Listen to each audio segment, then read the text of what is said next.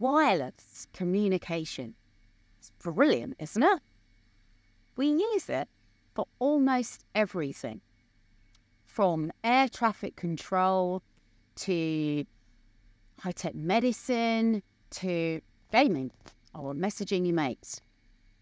In many ways, technology-wise, it's the pinnacle of human achievement. Now, this field, this very damp field in Reading, might seem like quite an odd place for me to start talking to you about wireless communication. You also might think that human beings were the first organisms to really come up with the notion of wireless communication. But you would be dead wrong. This tree behind me, like all plants, in fact, have evolved to use wireless communication.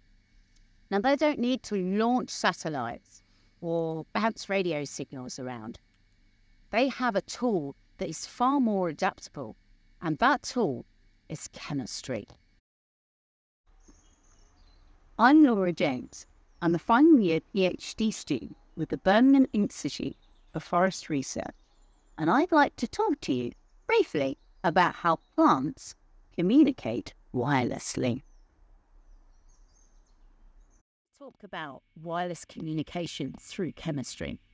What do I mean exactly? Well, let me demonstrate. If I had to take this leaf here and I carelessly, a ton of different chemicals are released into the air. They're small, they're lightweight, and they can travel quite some distance on plumes of air. And in fact, every smell that you have ever smelled, good or not so great, are these chemicals. We call them volatile organic compounds, or VOCs, and they are nature's Wi-Fi. So, why might nature need a way of communicating wirelessly? Well, no,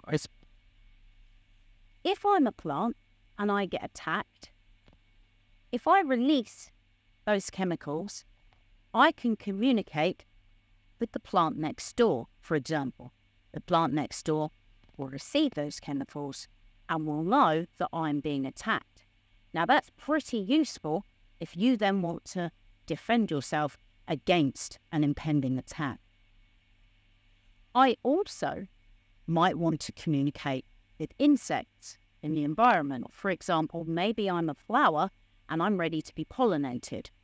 A very quick way of getting that message would be to send volatile signals through the air for an insect to receive. Another reason that I might use this Wi-Fi, these volatile organic chemicals, to signal might be if there's a part of a plant very low down on the ground, and I might want to communicate with another part of myself much higher. right.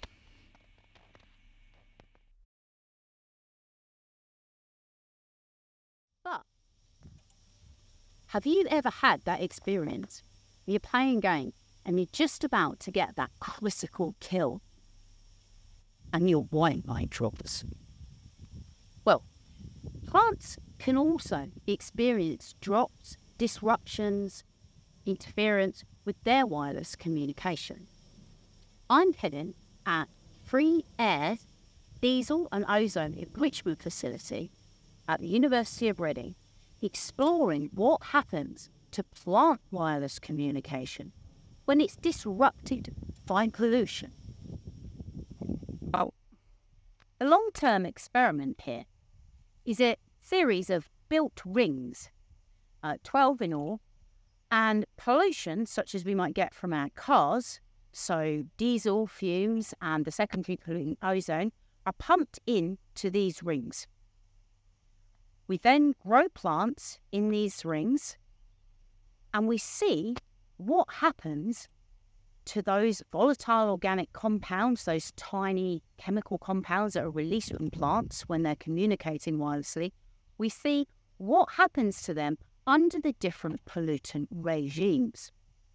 So what we have here are rings where we just have ozone, O3. We have rings where we have diesel fumes. We have rings where we have both of those pollutants combined, because that's how our real-world plants are experiencing that. And we also, of course, have control rings where we just have the ambient air as it is. Now, it's probably quite hard for you to hear me now over the sound of the diesel generators. But what I have here are some native flat poplar trees. They've been growing at this experiment for a few years now. I'm using this setup here to sample the air around these trees. These trees have come from different pollutant conditions, and we're also exposing them to herbivory. We want to see what happened to the VOCs, the volatile organic compounds, as they're released from these trees. Is the wireless communication in the form of these chemicals different if we put the trees under pollution? This tree here, for example, has grown under ozone.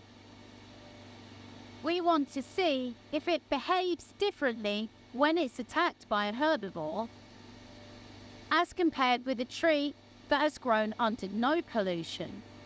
Will its wireless signal remain intact? Will it be able to communicate with insects and other plants using its volatile organic compounds? So, what does it mean for plants to have their wireless communication disrupted? And what does it mean for ecosystems to experience distortion, interruption, damage to their Wi-Fi hub, their language of life, if you will, which is chemistry? Well, there are massive implications. Plants, for example, are less able to communicate with pollinators to let them know that they're ready, the flowers are ready to be visited and to be pollinated. This has a huge impact on crop production and natural ecosystems.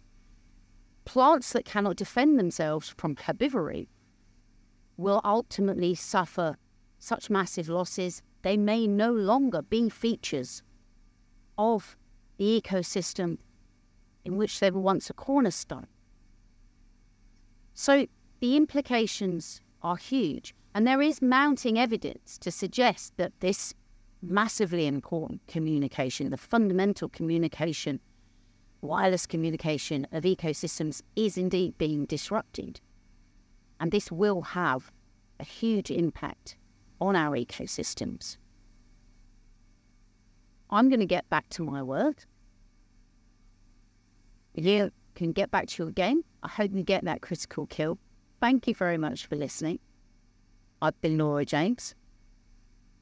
Chemistry rocks. Enjoy.